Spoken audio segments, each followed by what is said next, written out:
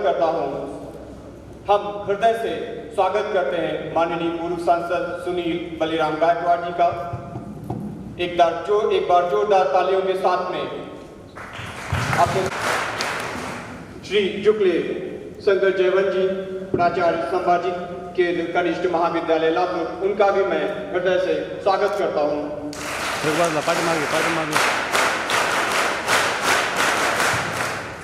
श्री गेरे बालाजी मारुति, प्रवक्ता राजनीति विज्ञान संभाजी केंद्र कनिष्ठ महाविद्यालय लातूर, मैं सर का भी एक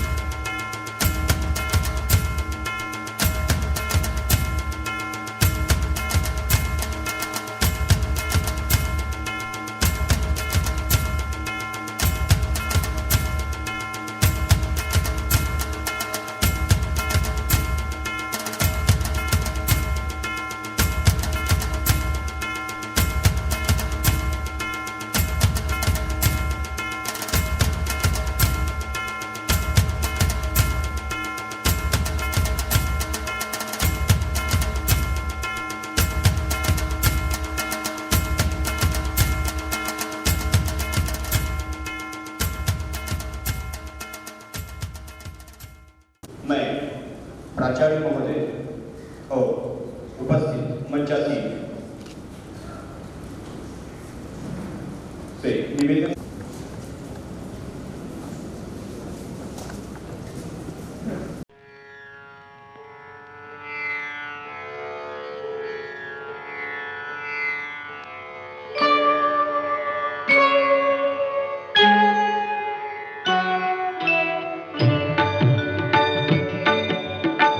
प्रथम तुला वंदितो कृपाळा प्रथम तुला वंदितो कृपाळा Gajanana Ganaraya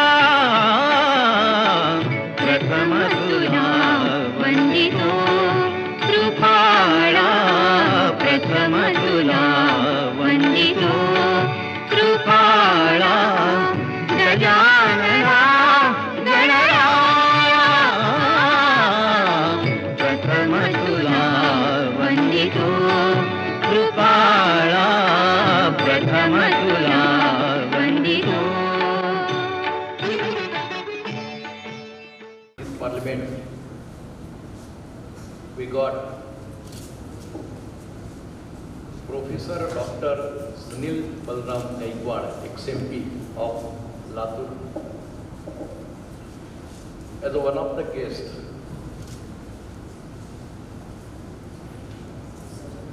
Even though he was having his busy schedule, in that busy schedule also he has accepted our invitation to act as a judge in this 25th Youth Parliament, which is to be conducted in Jawahar Navodaya Vidyalaya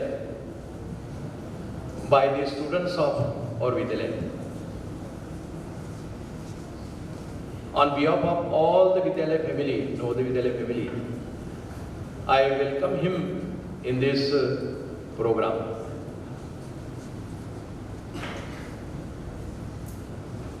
What I can say about him, there are no words to explain about him. A lot of list I am having, and from that list I will give you some introduction of our beloved ex-MP of Latur constituency. That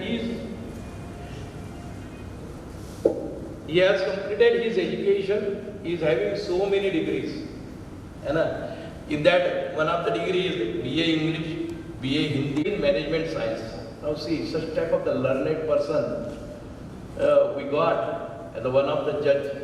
As per a discussion with him, last time also he has visited to our Vidyalaya in the same program. He is having DLit honors also in marketing management, PhD honors from American University, that is USA. He acted as a yoga teacher and evaluator, Ministry of Ayush, Government of India. These are his degrees, educational qualification. In addition to this educational qualification, he is having a lot of work experience. As a social worker, he has spent his life, most of the life, for the social work of our this constituency. Not for this member of Parliament MP of Latur constituency from 2014 to 2019. 5 years of dedicated development work as an MP. Active participation in the Parliamentary Standing Committee on Information Technology and Parliamentary Standing Committee on Official Language in Rajya Sabha Samiti. Led the Indian delegation at the World E-Parliament Conference in this Chile. Contributed to the progress of various initiatives such as railway development, passport office improvements, Jalayutta Shivar scheme, permanent drinking water solution, medical reimbursement through PM-NRF, and uniform distribution of MP LED funds. Across the constituency, active involvement in the SAGY, standard other his work experience, and on this he has done this type of the work experience with his skills. He is having a lot of skill. He is proficient in field of journalism with the experiences as an editor, owner, publisher, and printer of the newspaper. Excellent command of the languages, the English, Hindi, and Marathi. Strong knowledge and research contribution in field of management science, particularly in marine food products in India. Expertise in yoga, science, and naturopathy. He is having reading books on spirituality, photography and video shooting, filmmaking. These are his habits are also there. He is having these many skills, and on this work experience as well as his skill, he is awarded by so many awards. He is awarded by so many awards. I will read give the information of some of the awards which he got. Lord Buddha National Award 2017, Lord Buddha International Peace Award 2015, India Bangladesh Coordination Committee, IMA Award Mumbai 2016, Dharma Gaurav Puraskar Nasik 2011, Lokmat Latur Acorns Award 2016, Samaj Bhushan Award Latur 2015, Dayan Jyoti Award Latur 1998, International Antibak Award 2001, Bharat Jyoti Award 2017, and this Bharat Ratna Dr. Baba Saheb Ambedkar Saman 2015 in Nasik, Darpan Award. In Darpan Awards also he has awarded by the 7 awards, and Lifetime Achievement Awards Akhil Bharatiya Marathi Sanhita Parishad Pune 2021. These are his achievements, and because of his work and because of his experience he is awarded by the so many awards. Now what I can say, there are so many things I can speak with him, but the time is very short. Even though in this short time I have given a lot of information about him. Okay, then if you see the positions held in the past as a MP of this Latur, the President All India Dhamma Melawa at Nasik, ex-member Center Film Censor Board, Government of India, New Delhi, ex-member Indian Motion Pictures Association, IFPA, ex-member South Central Railway Board, Secunderabad, District President Nisha Gopachar Vikas Parishad Latur, State Vice President Dhamma Diksha Golden Jubilee Celebration 2006. Now you might have understood such type of the personality we got as one of the judge for judging the activities of our these parliamentarians from the Jawaharlal Navodaya Vidyalaya. From the behalf of our Navodaya Vidyalaya family, I give him a warm welcome. Okay. At the same time, we got one of the judge as our neighbor junior college is there, Tukle sir is there. He is the principal of this junior college. At 11, even we have given him this invitation at the 11th hour. At 11th hour, he has accepted this our invitation and shown his interest in Navodaya Vidyalaya and to appreciate the parliamentarians, youth parliamentarians of Jawaharlal Navodaya Vidyalaya. Therefore, on the behalf of the all Vidyalaya family, I again welcomes him in Navodaya Vidyalaya campus. At the same time, we are having the Bere sir, who is one of the subordinate of him in the same college, who is the Pradhyapak, right? In the political science. He is having the experience of these activities in teaching also. Therefore, we got such type of the personality as a third judge for judging the activities of our children and to appreciate our children on the behalf of all the Navodaya family. Again, I welcome these 3 dignitaries which we got for appreciating the activities of our Vidyalaya. And at the same time, so many things are to speak on this occasion, but because of short of this time and to have a judgment of our the students, again at last from the Vidyalaya community, from student and from this administration, once again I welcome him in this program. Thank you. पूरे भारतवर्ष में इस कल्पना के आधार पर कहते हैं कि भविष्य की पीढ़ी बच्चों में दिखती है, भविष्य की पीढ़ी बच्चों में दिखती है। उस कल्पना को साकार करने के लिए इस युवा संसद का आयोजन किया जाता है। इस 25वीं युवा संसद की ओर अग्रसर होगा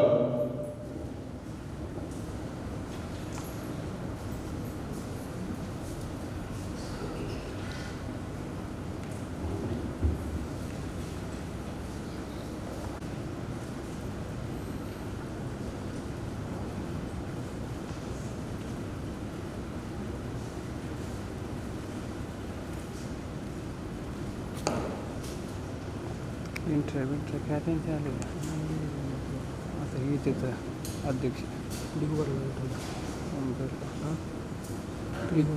आले बघा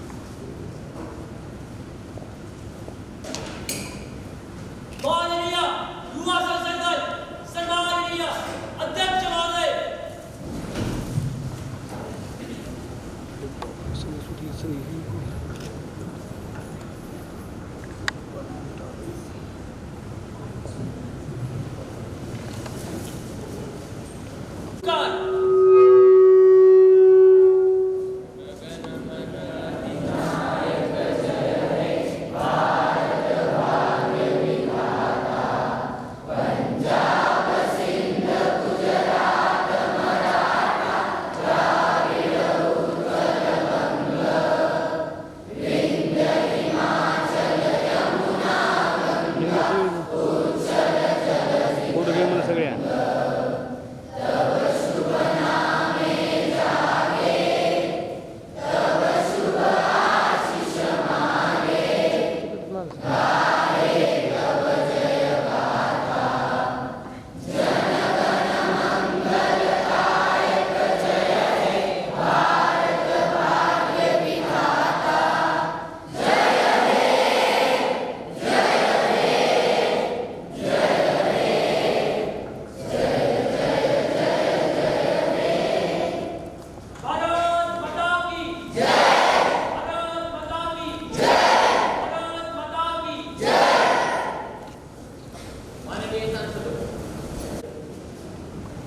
निर्वाचित हुए हैं। अब आप शपथ। मैं देवानंद साठे जो युवा संसद के लोकसभा का सदस्य निर्वाचित हुआ हूँ, ईश्वर की शपथ लेता हूँ कि मैं विधि द्वारा स्थापित भारत के संविधान के प्रति श्रद्धा और निष्ठा रखूंगा, देश की प्रभुसत्ता और एकता बनाए रखूंगा तथा जिस पद को मैं ग्रहण करने वाला हूँ उसके कर्तव्यों का श्रद्धापूर्वक निर्वहन करूंगा।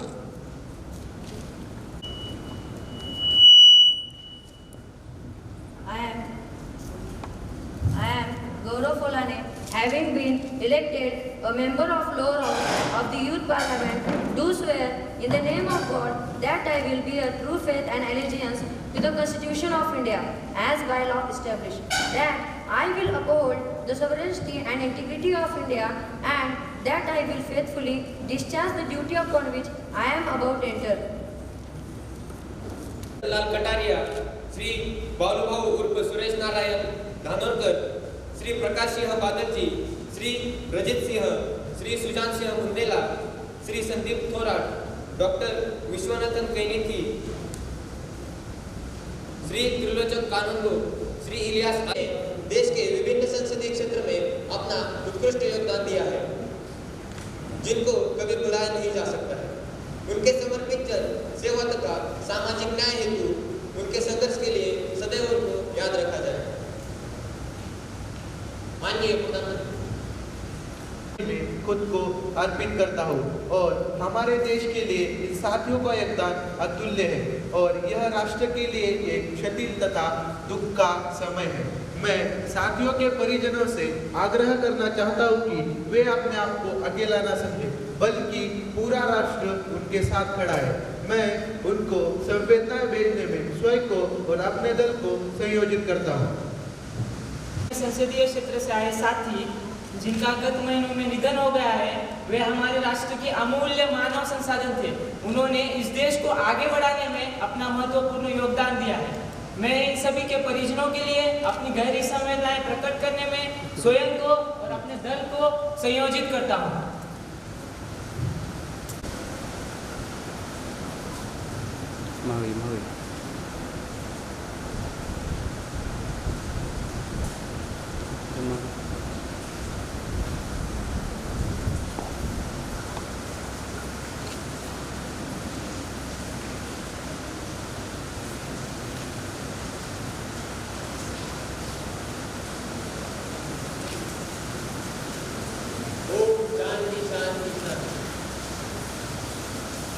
प्रधानमंत्री नए मंत्रियों का परिचय कराएंगे। कल्याण मंत्रालय। पूछना चाहूँगा कि क्या सरकार ने नई अंतरिक्ष नीति को अनुमोदित कर दिया है?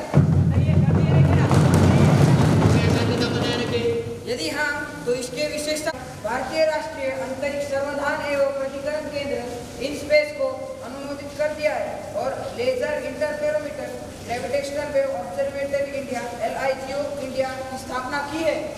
यदि हाँ, तो इसका अनुमानित लागत कितना है और इसके प्रस्ताव कार्य सहित इसका विस्तार क्या है? क्या सरकार ने हाल ही में हुए चंद्रयान 3 का सफलतापूर्वक माननीय प्रधानमंत्री जी, माननीय अध्यक्ष जी हाँ, भारत सरकार ने अंतरिक्ष नीति 2023 को अनुमोदित कर दिया गया है और यह सार्वजनिक रूप से उपलब्ध है। यह अंतरिक्ष अर्थव्यवस्था की समग्र मूल्य श्रृंखला में है और यह गैर सरकारी कंपनियों की अधिक सहभागिता बढ़ाने के लिए इस क्षेत्र को खोलती है। साथ ही विभिन्न इंकारोपयता इसरो, इनपेस, एनसीएल और आंतरिक विभाग की स्पष्ट भूमिका को परिभाषित करती है। भारतीय राष्ट्रीय संवर्धन और प्राधिकरण केंद्र इनस्पेस भारत सरकार की अंतरिक्ष विषय की कार्यकलापों के रूप में एकल खिड़की एजेंसी के रूप में भारतीय राष्ट्रीय संवर्धन और प्राधिकरण मंत्रालय का गठन किया गया है और इस स्पेस का बजट आवंटन निम्नानुसार है। 2021 और 2022 में 10 करोड़, 2022 और 2023 में 33 करोड़ और 2023 और 2024 में 95 करोड़ रुपए। और लेजर इंटरफेरोमीटर ग्रेविटेशनल वेव परियोजना पूर्ण हो जाने के बाद गुरुत्वाकर्षण तरंगों का पता लगाने के लिए और अनुसंधान को राष्ट्रीय नीति में प्रचलित करने के लिए इसका गठन किया गया है। और ही चंद्रयान 3 को 14 जुलाई 2023 को 2:35 पर सतीश धवन शार केंद्र से सफलतापूर्वक विश्व के कितने देशों ने स्वयं को परमाणु संपन्न राज्य घोषित किया है? क्या भारत इस संबंध में अंतरराष्ट्रीय समझौतों पर पक्षकार है और यदि हाँ तो तद संबंधित ब्यौरा क्या है?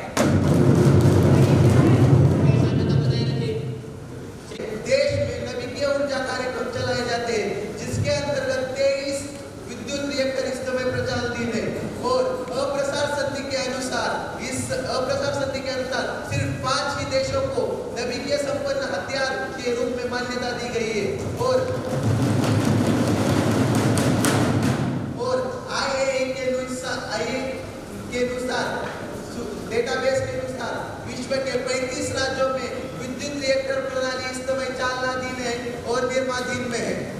भारतीय नवीकरणीय संबंध में कुछ निम्नलिखित पक्षकार में समझौते जैसे कि नवीकरणीय दुर्घटना में आरंभिक अधिसूचना का समझौता और नवीकरणीय दुर्घटना या विकिरण आपातकालीन का समझौता और इसी के साथ नवीकरणीय गतिविधियों में आतंकवाद के दमन के लिए समझौता और नवीकरणीय संरक्षा के लिए समझौता और इसी के साथ नवीकरणीय अनुपूरक क्षति के लिए अनुपूरक महोदय का समझौता। प्रश्न संख्या 123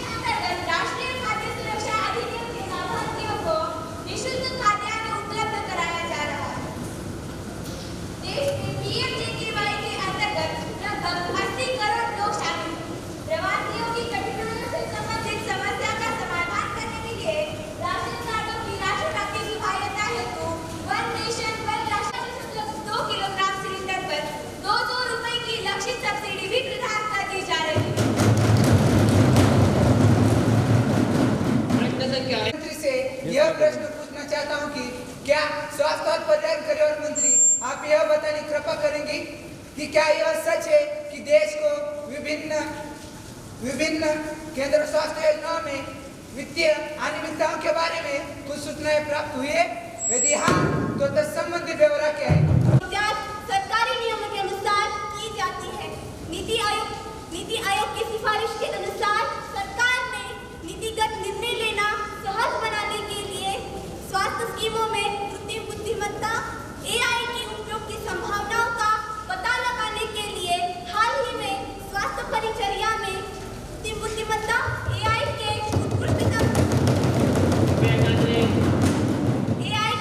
उत्कृष्टता केंद्र के रूप में अखिल भारतीय आयुर्विज्ञान संस्थान एम्स नई दिल्ली को समाविष्ट किया गया है। कृत्रिम बुद्धिमत्ता AI के साधन कार्यक्रमों के वास्तविक और वित्तीय पहलुओं की निगरानी में सहायक हो सकते हैं। इन पहलुओं में धोखाधड़ी का पता लगाना, कारगर रोग प्रबंधन, सर्विलांस के सिलसिले के पूर्व चेतावनी की संकेतों की पहचान करना, गुणवत्तापरक परिचर्या प्रदान करने में प्रैक्टिशनरों के लिए क्लिनिकल निर्णय सहायक प्रणाली CDSS का विकास करना आदि शामिल है।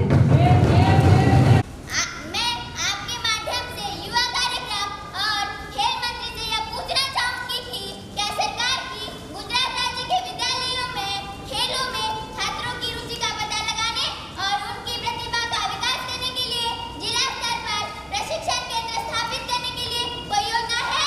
यदि हाँ, तो तत्संबंधी ब्यौरा क्या है?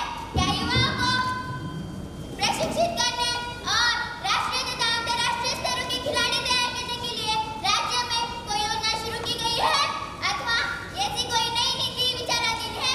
यदि हाँ, तो तत्संबंधी ब्यौरा क्या है? यदि नहीं, तो इसके क्या कारण है? को यह अज्ञात करके देना चाहती हूँ कि खेल राज्य का विषय होने के कारण छात्रों के लगाव का विकास करने और स्कूलों में उनकी प्रतिभा का विकास के तौर से संबंधित राज्य सरकारों की होती है। केंद्र सरकार विभिन्न स्कीमों के साथ भारतीय खेल प्राधिकरण की खेल संवर्धन स्कीम के तहत उनके प्रयासों की पूर्ति करती है। इन स्कीमों का मुख्य उद्देश्य है विभिन्न आयु वर्ग के होनहार खिलाड़ियों की पहचान कर उन्हें राष्ट्रीय और अंतर्राष्ट्रीय स्तर पर प्रशिक्षण प्राप्त कराना है। गुजरात राज्य के गांधीनगर में एक राष्ट्रीय उत्कृष्टता केंद्र और सूरत में एक सहायक प्रशिक्षण केंद्र कार्य कर रहे हैं।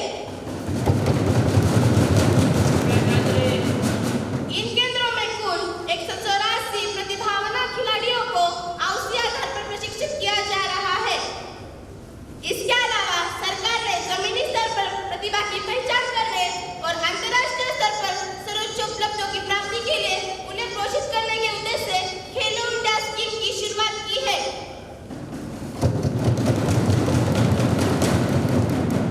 खेलो इंडिया स्कीम के तहत गुजरात राज्य में 25 जिला स्तरीय खेलो इंडिया केंद्र, एक खेलो इंडिया राज्य उत्कृष्टता केंद्र और 16 खेलो इंडिया मान्यता प्राप्त अकादमियों को स्वीकृत किया गया है। इन केंद्रों में कुल 67 खेलो इंडिया एथलीट को प्रशिक्षण प्रदान किया जा रहा है।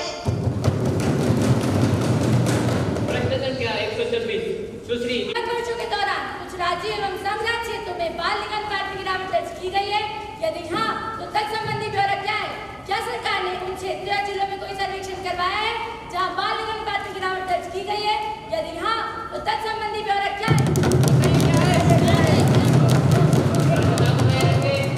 बेटी बचाओ बेटी पढ़ाओ योजना शुरू किए जाने के बाद बाल लिंगानुपात की क्या स्थिति है एवं इस अनुपात में सुधार के लिए क्या प्रभावी कदम उठाए गए हैं? क्या सरकार ने चिन्हित किए गए उन राज्यों को आवश्यक दिशा निर्देश जारी किए हैं जिन्होंने कोई भी कदम नहीं उठाया है? यदि हाँ, तो तत्संबंधित जानकारी संसदीय पटल पर रखने की जनवरी 2015 को जीवन चक्र सातत्य के आधार पर महिलाओं और बालिकाओं के सशक्तिकरण के संबंध के मुद्दों के साथ साथ देश में CSR में गिरावट के मुद्दे पर ध्यान देने के लिए स्वास्थ्य एवं परिवार कल्याण मंत्रालय, शिक्षा मंत्रालय और महिला एवं बाल विकास मंत्रालय के त्रिमंत्रालयी प्रयास के रूप में आरंभ की गई थी। यह योजना 15वें वित्त आयोग की अवधि में मिशन शक्ति की संबल उपाय योजना के घटक के रूप में क्रियान्वित की जा रही है। पूर्व में 405 जिलों में क्रियान्वित यह योजना अब बहुक्षेत्रीय कार्यकलापों के माध्यम से देश के सभी जिलों को कवर करने के लिए विस्तारित की गई है। बालिकाओं में कौशल को बढ़ावा देने के लिए एक विशेष अभियान और जागरूकता कार्यक्रम चलाने की दृष्टि से कौशल विकास और उद्यमिता मंत्रालय और अल्पसंख्यक कार्य मंत्रालय को भी भागीदार मंत्रालय के रूप में सम्मिलित किया गया है।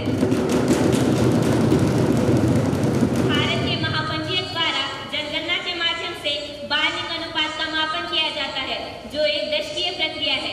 इसलिए मध्यस्थ लक्ष्य अर्थात जन्म के समय लिंग अनुपात को इस योजना की प्रगति के लिए निगरानी पैरामीटर के रूप में निर्धारित किया गया है।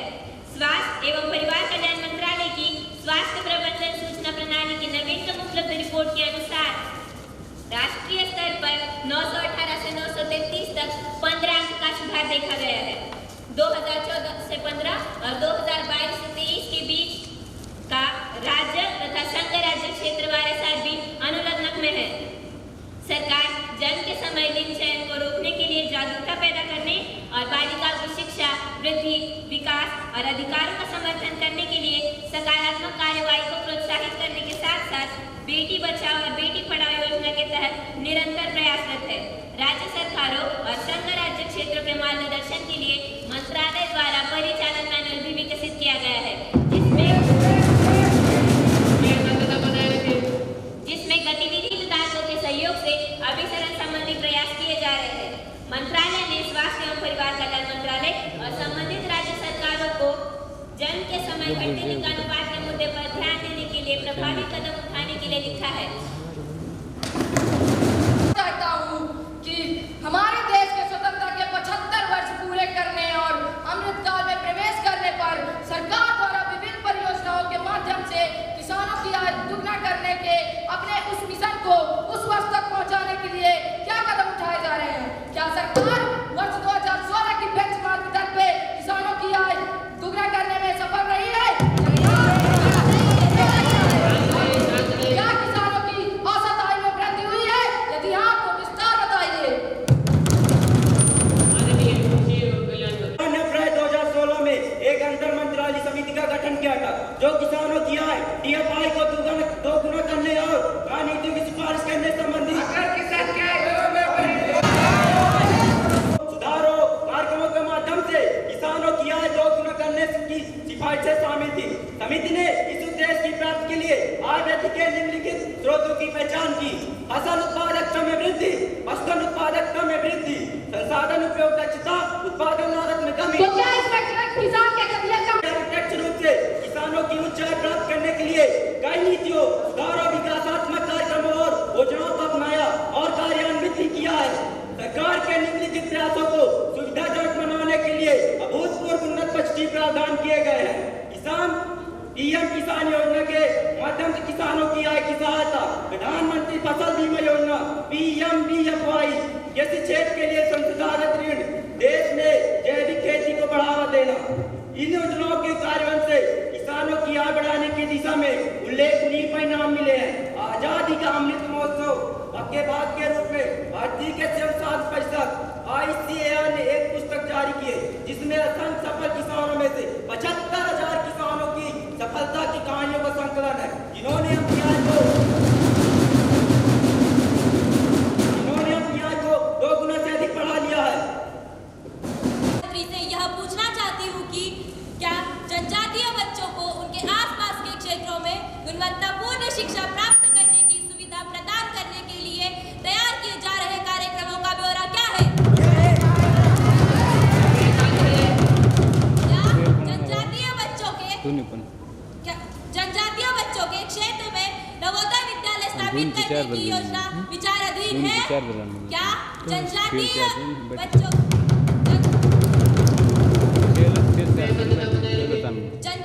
विद्यार्थियों को विदेश में अध्ययन करने की सुविधा प्रदान करने के लिए तैयार किए जा रहे कार्यक्रमों का ब्यौरा क्या है? क्या जनजातीय क्षेत्र में उच्च शिक्षा के लिए कोई नई योजना प्रस्तावित है? यदि हाँ तो तत्संबंधी ब्यौरा क्या है?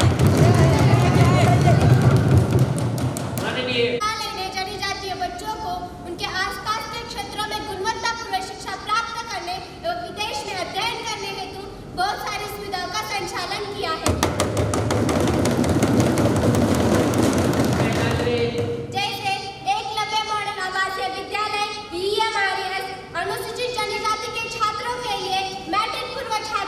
कक्षा 9 और कक्षा 10 के लिए, अनुसूचित जनजाति छात्रों के लिए मैट्रिकोत्तर छात्रवृत्ति कक्षा 11 और ऊपर के लिए। इतना ही नहीं बल्कि जनजातीय कार्य मंत्रालय ने जनजातीय बच्चों की उच्च शिक्षा हेतु राष्ट्रीय अध्ययनवृत्ति और छात्रवृत्ति की योजना भी बनाई है।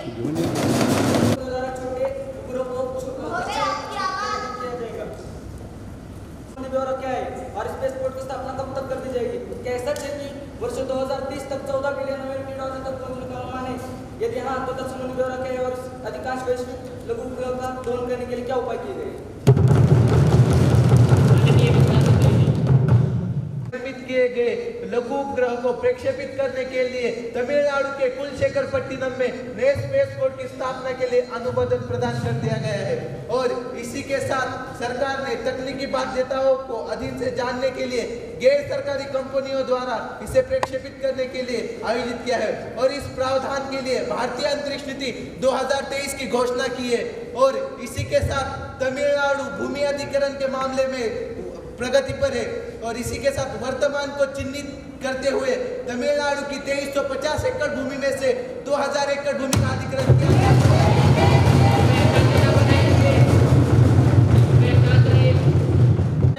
स्थापना की जाएगी और इसी के साथ भावी अनुमानों को शामिल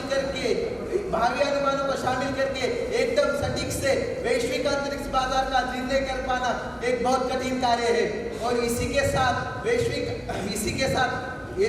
भावी भविष्यवाणियों का आंकड़ों में भिन्नता पाई जा रही है।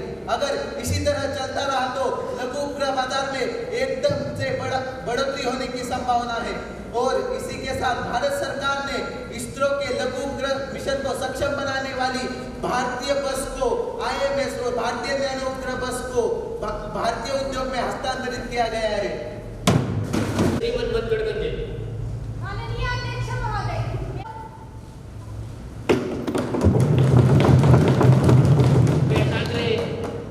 देश की घुसपैठ की सीमा पर सूचना प्राप्त हुई है और यदि हाँ, तो सरकार द्वारा भारतीय सीमा पर बांग्लादेश और पाकिस्तान की घुसपैठ को रोकने के लिए क्या ठोस कार्रवाई की गई है?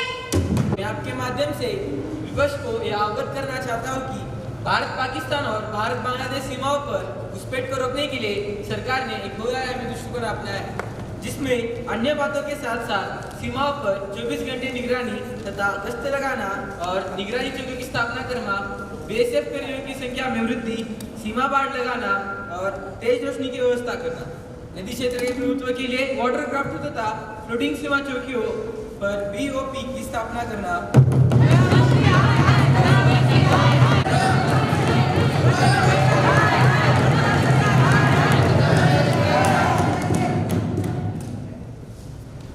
तथा हवाई वाहन UAV जैसे विकसित तकनीकी उपकरणों की तैनाती करना, आज सूचना का अपडेशन करना तथा राज्य सरकारों से संबंधित सभी खुफिया एजेंसी के साथ समन्वय बढ़ाना है। वर्ष 2021 से अब तक घुसपैठ के प्रयासों में शामिल 2 BSF कर्मी और 21 स्थानीय नागरिक को गिरफ्तार किया गया है। जब भी किसी अधिकारी या स्थानीय नागरिक की ऐसी कोई संलिप्तता देखी जाती है तो संबंधित राज्य और केंद्र सरकार उचित जांच और कानून के अनुसार उचित कार्रवाई करते हैं। पूछना चाहता हूं कि क्या सरकार ने इस बात को ध्यान दिया है कि दिल्ली के कुछ भागों में भारी जल जमा हो गया और बाढ़ का पानी उच्चतम न्यायालय के परिसर तक पहुंच गया, जिसके कारण लोगों को कठिनाइयों का सामना करना पड़ा।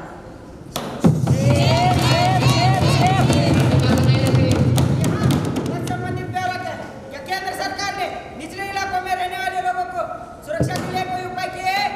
यदि हाँ, तो संबंधित ब्यौरा क्या है?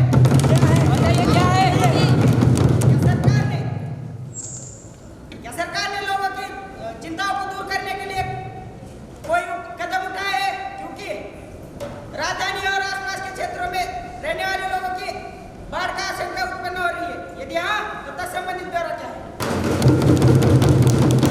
कहूंगा कि जुलाई 2023 के मानसून में हुई भारी वर्षा एवं यमुना नदी के जलस्तर में अभूतपूर्व बढ़ोतरी के कारण दिल्ली के कुछ हिस्सों में विशेषकर यमुना नदी के किनारे वाले स्थानों पर जल भराव की स्थिति उत्पन्न हुई। वर्तमान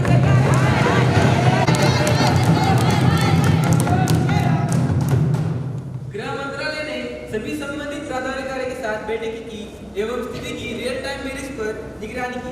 स्थिति से निपटने के लिए प्रशासन की सहायता के लिए एनडीआरएफ की 16 टीमें और सेना की 6 टुकड़ियां तैनात की गई है। सभी के सामूहिक प्रयास के कारण स्थिति को नियंत्रण में लाया गया है।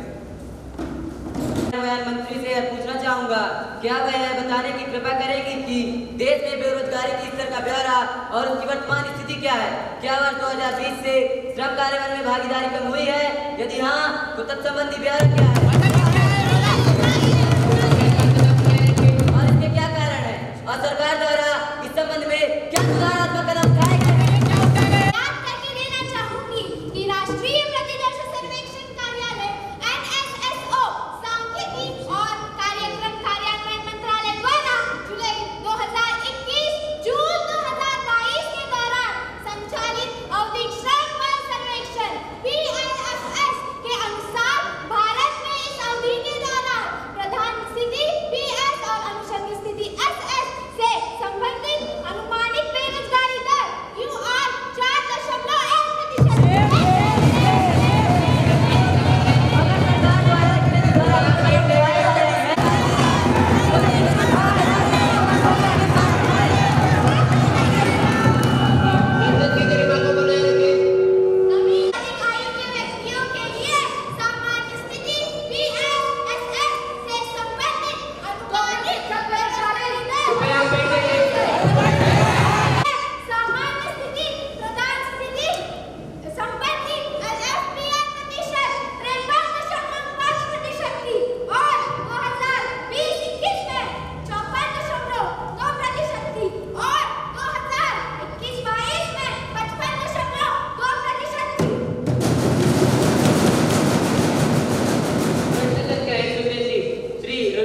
क्या देश में विशेषकर बालिकाओं के लिए कोई सैनिक अथवा आर्मी विद्यालय है? यदि हाँ, तो ऐसे विद्यालयों का राज्य अथवा संघ राज्य क्षेत्र विद्यालयों को विशेषकर बालिकाओं के लिए आरक्षित करने का विचार है? यदि हाँ, तो तत्संबंधी ब्यौरा क्या है? यदि नहीं, तो इसके क्या कारण? बालिकाओं के लिए कोई सैनिक स्कूल या आर्मी स्कूल नहीं है। क्यों नहीं?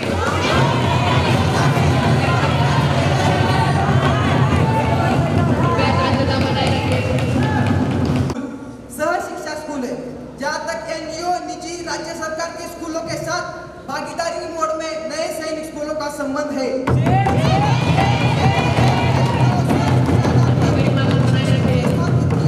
स्कूलों के संबंध में कोई शर्त नहीं है और तो और रक्षा मंत्रालय में ऐसा कोई प्रस्ताव विचाराधीन नहीं है।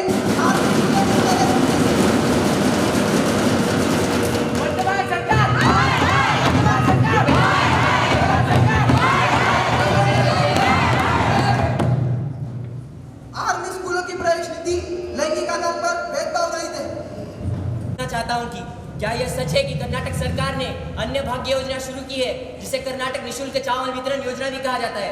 यदि हाँ, तो तत्संबंधी ब्यौरा क्या है?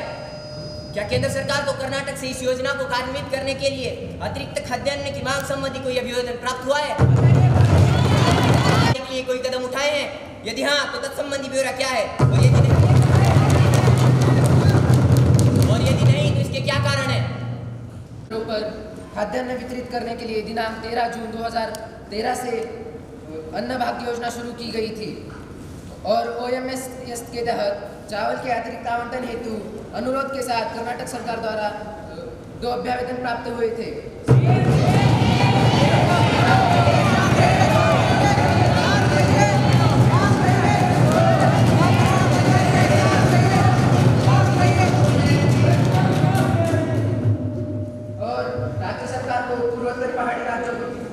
राज्यों को छोड़कर दिनांक 13 जून 2023 से सभी राज्य सरकारों को खुला बाजार वितरण स्कीम के अंतर्गत चावल और गेहूं की बिक्री बंद करने के लिए राज्य सरकार के निर्णय के बारे में सूचित किया गया था। भारत सरकार ने देश के लगभग 140 करोड़ नागरिकों के हितों को ध्यान में रखते हुए अल नीनो के कारण वर्षा में संभवित कमी संबंधी मानसून की चिंताओं को ध्यान में रखते हुए अल नीनो के कारण वर्षा में संभवित कमी के संबंध में मानसून की चिंताओं के बीच, जिससे देश में खरीफ फसल उत्पादन प्रतिकूल रूप से प्रभावित हो सकता है। मुद्रास्फीति की प्रवृत्ति को नियंत्रित करने तथा मौजूद भू राजनीतिक परिस्थितियों के मद्देनजर राष्ट्रीय खाद्य सुरक्षा अधिनियम और अन्य कल्याणकारी स्कीमों के अंतर्गत वितरण हेतु केंद्रीय पूल में पर्याप्त स्टॉक बनाए रखने का निर्णय लिया है तथा सरकार जैसा कि प्रधानमंत्री गरीब कल्याण अन्न योजना के तहत प्रतिबद्ध है, दिनांक 1 जनवरी 2023 से NFS से लाभार्थियों को उनकी पात्रता अनुसार निःशुल्क खाद्यान्न उपलब्ध करा दिया जाएगा। पूछना चाहूंगी कि जवाहर नवोदय विद्यालय के शिक्षक एवं अन्य कर्मचारियों को जिनकी नियुक्ति वर्ष 2004 से पूर्व हुई है को फैमिली पेंशन यानी GOI पेंशन मिलती है या नहीं?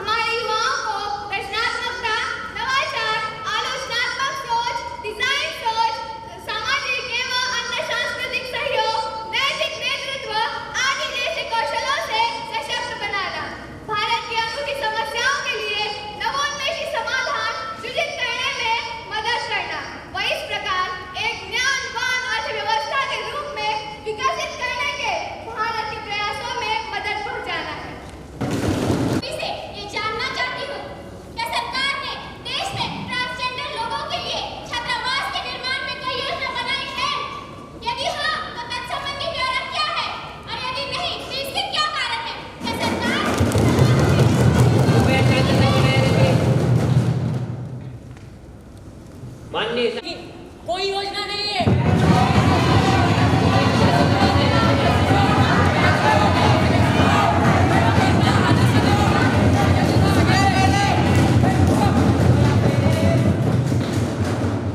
तथापि सरकार दिल्ली, ठाणे, कोलकाता, मुंबई, भुवनेश्वर, वडोदरा, रायगढ़, चेन्नई, जयपुर, पटना तथा रायपुर में ऐसे व्यक्तियों के लिए गरिमागृह आश्रय गृहों की स्थापना करने हेतु तथा इसके रखरखाव करने हेतु समुदाय आधारित संगठनों, कम्युनिटी बेस्ड ऑर्गेनाइजेशन (CBO) की सहायता प्रदान करती है।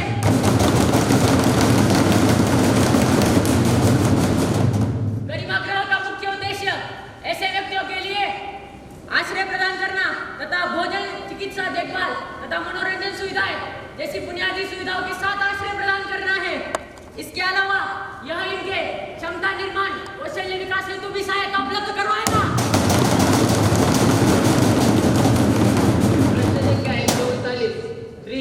सरकार की छोटे शहरों में कार्बन उत्सर्जन में काम करने के लिए देश के प्रत्येक जिले में अपशिष्ट निपटान प्रणाली का प्रबंधन करने के संबंध में क्या योजनाएं और नीतियां हैं?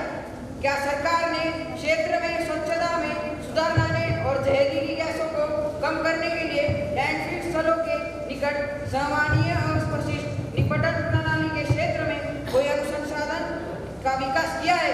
यदि हाँ, तो इस संबंध का विस्तार क्या है और यदि नहीं तो सरकार द्वारा इस संबंध में क्या कदम उठाए गए हैं और प्रत्येक शहर में लैंडफिल के पुनरुद्धार का लिए क्या नीतियां तैयार की गई? ज्ञात करा देना चाहूंगा कि ठोस अपशिष्ट प्रबंधन नियम 2016 में देश में ठोस अपशिष्ट प्रबंधन के लिए एक कानूनी व्यवस्था की गई है। नियमों के अनुसार ठोस अपशिष्ट प्रबंधन के लिए स्थानीय प्राधिकरण और ग्राम पंचायतें जिम्मेदार हैं। केंद्र सरकार ने कचरा मुक्त शहर बनाने के लिए समग्र दृष्टिकोण के साथ अक्टूबर 2021 में एक स्वच्छ भारत मिशन 2.0 SBMU 2.0 शुरू किया है।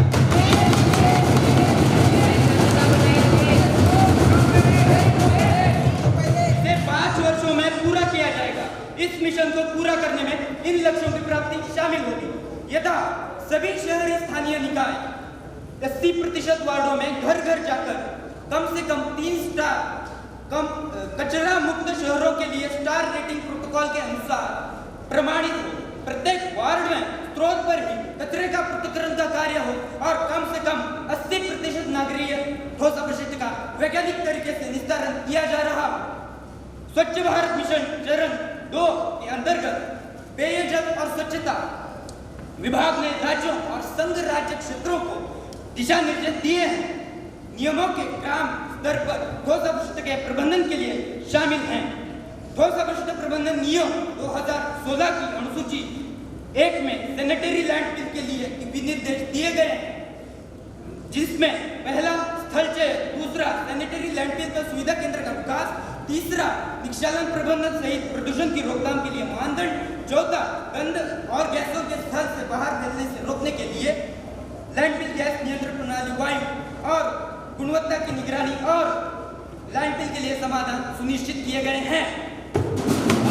क्या विदेश मंत्री ये बताने की कृपा करेंगे कि G20 सहित चल रहे अन्य बहुपक्षीय कार्यक्रमों में देश की पिछले उपलब्धियों का ब्यौरा क्या है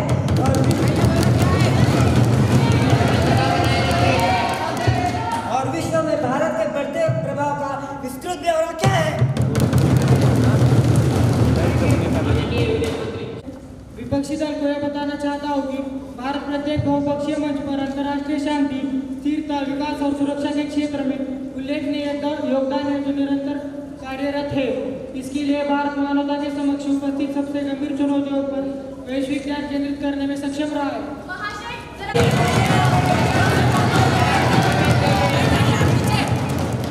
जिसमें और लोगों को जलवायु अनुकूल जीवन शैली अपनाने के लिए सक्षम बनाना है। खाद्य सुरक्षा संबंधी चुनौती से निपटने के लिए श्री अन्न को लोकप्रिय बनाना भी शामिल है। भारत ने विकास के प्रति एक समावेशी मानव केंद्रित दृष्टिकोण और प्रौद्योगिकी के उपयोग का भी समर्थन किया है ताकि लोगों के जीवन में बदलाव लाया जा सके। हमने अधिक जवाबदेह, समावेशी और प्रतिनिधि अंतर्राष्ट्रीय प्रणाली के लिए बेहतर बहुपक्षवाद हेतु प्रयासों को दोगुना कर दिया है। भारत संयुक्त राष्ट्र, G20, शंघाई सहयोग संगठन, ब्रिक्स, अंतर्राष्ट्रीय सौर गठबंधन, आपदा प्रतिरोधी अवसंरचना गठबंधन आदि जैसे विभिन्न बहुपक्षीय मंचों से सक्रिय रूप से जुड़ा हुआ है। भारत की G20 अध्यक्षता की विषय वस्तु एक पृथ्वी, एक परिवार, एक भविष्य हमारी G20 अध्यक्षता संबंधी प्रक्रियाओं में परिलक्षित होती है। से प्राप्त निम्नलिखित संदेश की सूचना देनी है। युवा संसद को उच्च सदन की प्रक्रिया तथा कार्य विभाग के अनुसार मुझे राजभाषा विधायक 2022 के प्रति सभा पटल पर रखने का एक निर्देश हुआ है, जो उच्च सदन द्वारा 9 दिसंबर 2022 को हुई सदन में पारित किया है।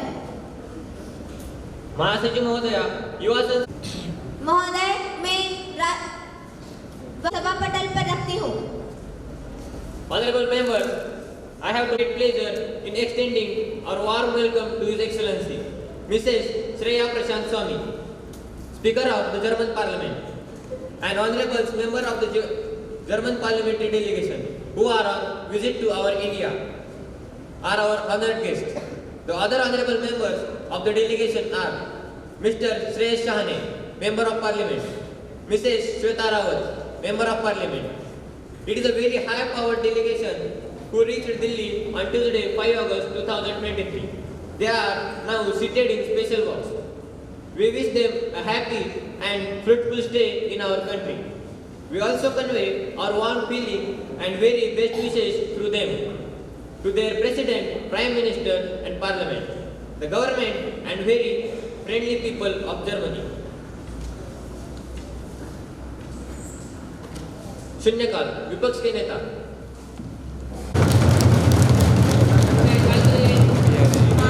आपके माध्यम से माननीय वित्त मंत्री जी से ये पूछना चाहता हूँ, वित्त मंत्री महोदया, क्या आप मुझे बताना चाहेंगे वर्तमान में इतनी महंगाई चल रही है और भारतीय रुपया दिन ब दिन गिरता जा रहा है, करने के लिए क्या आपके पास कोई प्लान है? मैं आपके माध्यम से विपक्ष नेता को यह बताना चाहती हूँ कि जब कभी भी कोई अर्थव्यवस्था बढ़ती है तो उसके लिए बड़ी पूंजी की आवश्यकता पड़ती है। इस पूंजी को सुव्यवस्थित करने के लिए तथा अपने विकास दर को उच्चतम स्तर पर ले जाने के लिए हम कृतबद्ध हैं। जिस हिसाब से महंगाई बढ़ी है उस हिसाब से विकास दर को बढ़ाने के लिए हम सभी प्रयासरत हैं। विस्तृत सूचनाएं आपको पटल के माध्यम से मिल जाएंगी।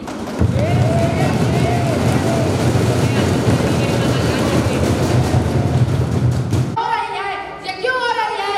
इनका क्या कारण है?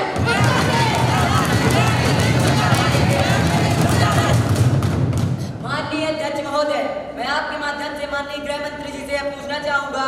गृह मंत्री जी, ये बताने की कृपा करें कि मणिपुर में हुई हिंसात्मक घटनाओं के प्रति आपका सुधारात्मक रवैया क्या रहा है? आखिर कब तक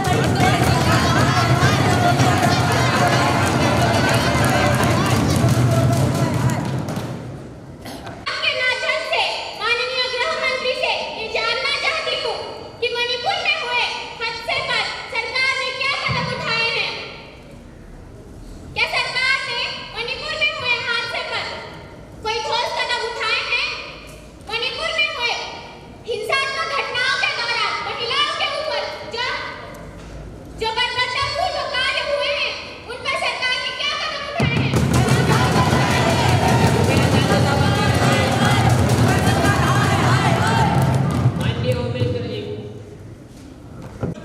मणिपुर जैसी घटना हमारे देश में हुई, इस बात का हम सभी को दुख है।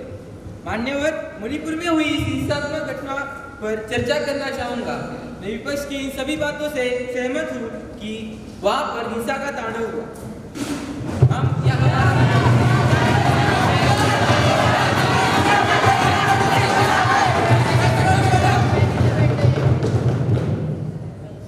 हम यह घटना हमारे यहाँ हुई, इससे कोई इनकार नहीं, लेकिन इससे सबसे ज्यादा शर्मनाक बात यह है कि इस बातों पर ये लोग राजनीति कर रहे हैं।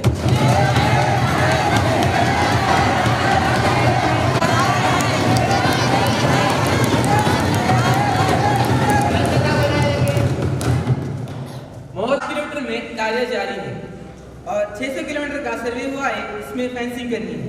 अभी हाल ही में वियतनाम में तख्तापलट हुआ है, जिसकी वजह से वहाँ सेना का शासन है। इससे लोकतंत्र के लोग भारत की ओर पलायन हो चुके हैं, जिससे यहाँ पर अस्थिरता का मौसम है।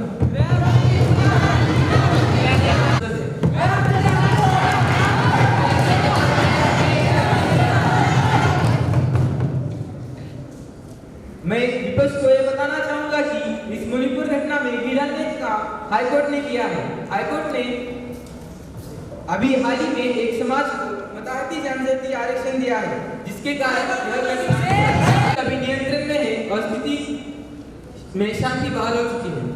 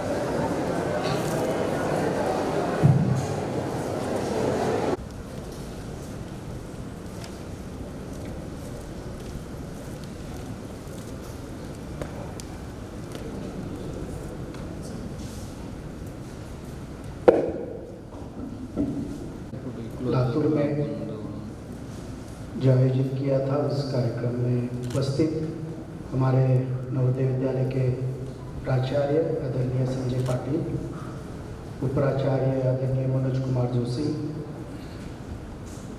यहाँ जो जज बनकर आए थे वो हमारे मित्र जुगले शंकर, प्राध्यापक बालाजी घेरे, आदरणीय माननीय डीएन, उपस्थित नवोदय विद्यालय के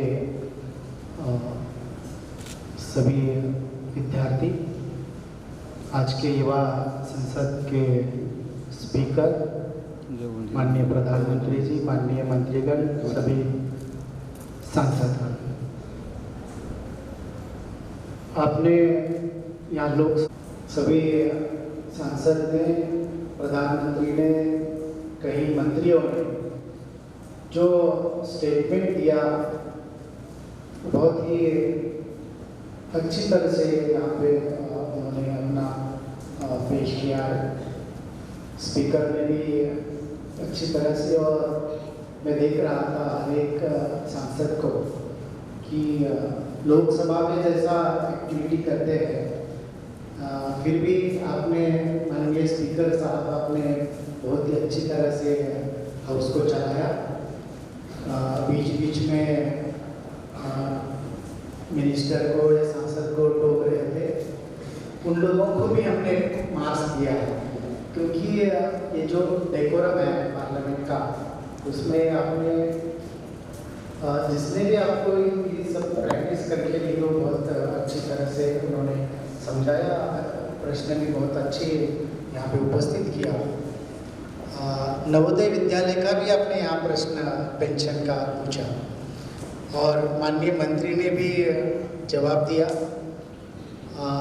लेकिन सच में आपने जो प्रश्न का, और हर देश में जो जितने नवोदय विद्यालय है, नवोदय जवाहर विद्यालय, उनमें ये कंपटीशन चल रहा है, और आप में से जिन्होंने अच्छा परफॉर्मेंस किया उसके लिए मतलब 3 जज अलग अलग होते हैं, किसने कितने मार्क्स दिए पता नहीं है, लेकिन आपका प्रेजेंटेशन, आपका बात करने का स्टाइल, आपका यहाँ जो अभ्यासपूर्ण जो आपने प्रश्न पूछा वो हिसाब से मार्क रहते, लेकिन आप सभी ने बहुत ही अच्छा यहाँ पे प्रेजेंटेशन किया है। सबको मैं बहुत बधाई देता हूँ। और आप नवोदय विद्यालय के विद्यार्थी हैं पूरे देश के किसी भी कोने का विद्यार्थी इस हाई स्कूल में, इस विद्यालय में, इसका मतलब आप बहुत ही ब्रिलियंट हैं। और मैं इसी नवोदय विद्यालय के एक लड़के के बारे में यहाँ बात करने वाला हूँ। 89 to 92 लातूर के नवोदय विद्यालय में दिलीप मस्के इस नाम का एक लड़का यहाँ पे पढ़ाई करता था। आप सभी स्टूडेंट्स न्यूज़ देखते होंगे, न्यूज़पेपर पढ़ते होंगे। कई दिन पहले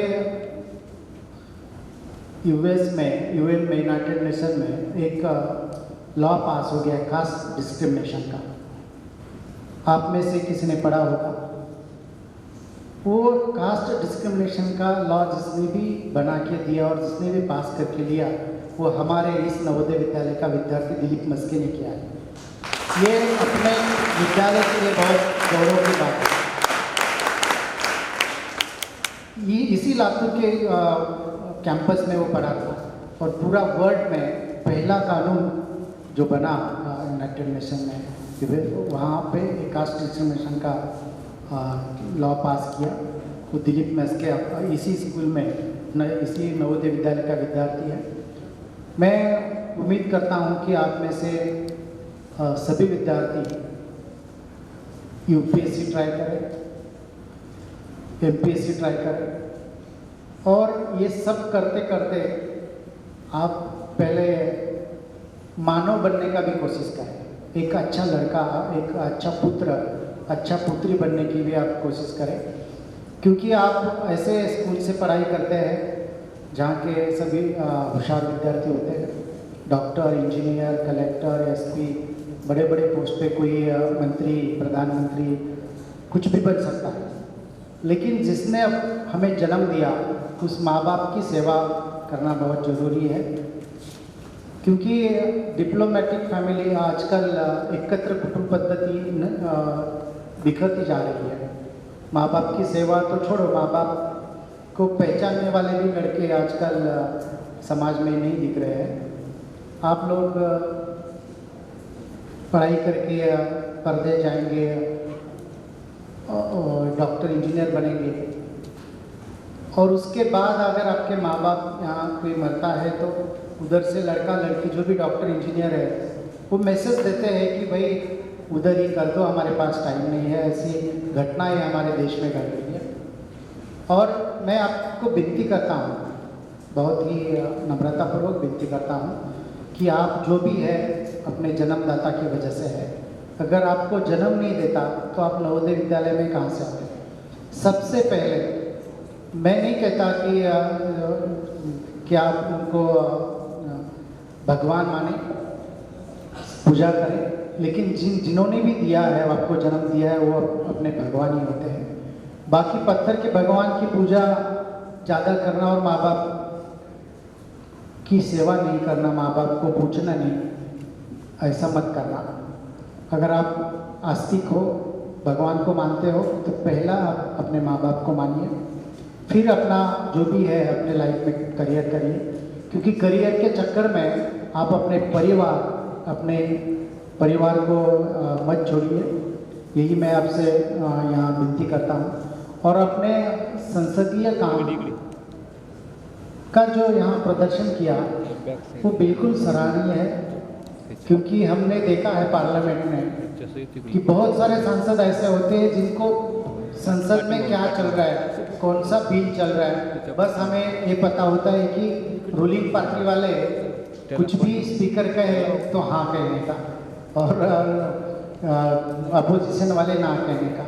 लेकिन एमपी को ये नहीं मालूम होता है कि वहाँ कौन सा बिल चल रहा है, किस बिल पे हमने बात करनी है, किस बिल पे अपोजिशन ने ठोकना है। इसलिए यहाँ जो पार्लियामेंट आपने चलाया वो बहुत ही अच्छी तरह से चलाया। भविष्य में आप में से कुछ सांसद बन सकते हैं, मिनिस्टर बन सकते हैं, लेकिन मैं आपसे विनती करता हूँ कि आप कड़ी मेहनत करें, एजुकेशन लें, आप अपनी गुणवत्ता, मेरिट 100 में से 100 अंक मत लीजिए, लेकिन आप समाज में एक अच्छा लड़का, अच्छा इंसान बनने की कोशिश करिए। यही आज मैं आपसे विनती करता हूँ। और आपने मुझे इस प्रोग्राम में बुलाया, इसलिए मैं नवोदय विद्यालय के प्राचार्य पाटिल सर को धन्यवाद देता हूँ। बाकी सभी मेरे मित्रों को भी धन्यवाद देता हूँ कि उन्होंने बहुत ही अच्छी यहाँ संसद चलाई और उपस्थित मेरे सभी स्टूडेंट्स जो मित्र हैं उन्होंने भी बहुत अच्छी तरह से यहाँ पे पार्लियामेंट का स्वरूप लाइव देखा है। इसलिए मैं नवोदय विद्यालय के सभी स्टाफ को धन्यवाद देता हूँ और इसी तरह आप हर साल युवा संसद में भाग लीजिए। जिनको बोलने का चांस नहीं मिला उनको बाद में मिल सकता है। जो सामने बैठे हुए स्टूडेंट्स हैं उनको भी नेक्स्ट युवा संसद नेक्स्ट यूथ पार्लियामेंट में आप भाग ले सकते हैं। और जो आपने यहाँ पे एक अच्छा प्रदर्शन किया, ऐसा ही प्रदर्शन हमारे देश के पार्लियामेंट में भी होना चाहिए। ये कंपटीशन था इसलिए आपने बहुत ही अच्छी तरह से किया। ऐसा ही प्रदर्शन हमारे देश के पार्लियामेंट में भी होने की मैं अपेक्षा करता हूं। और इसी शब्द के साथ सबको धन्यवाद देते हुए मैं अपने वाणी को पूर्ण विराम देता हूं। धन्यवाद। जय Hind.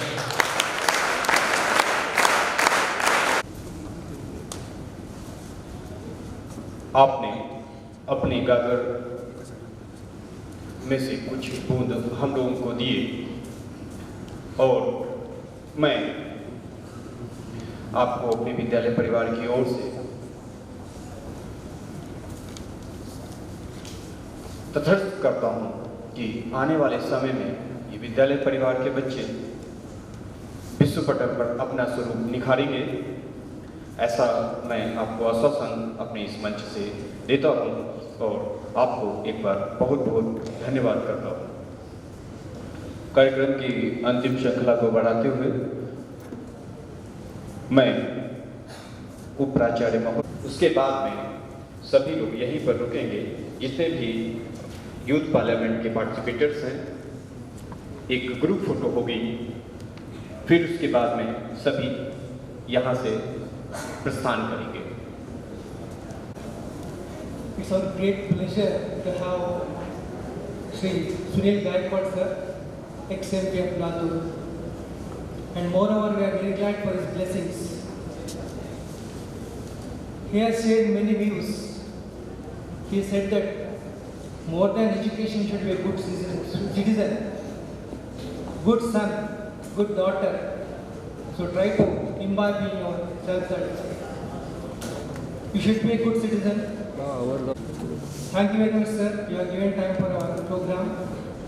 Even though you have busy schedule, it's our honor to be here.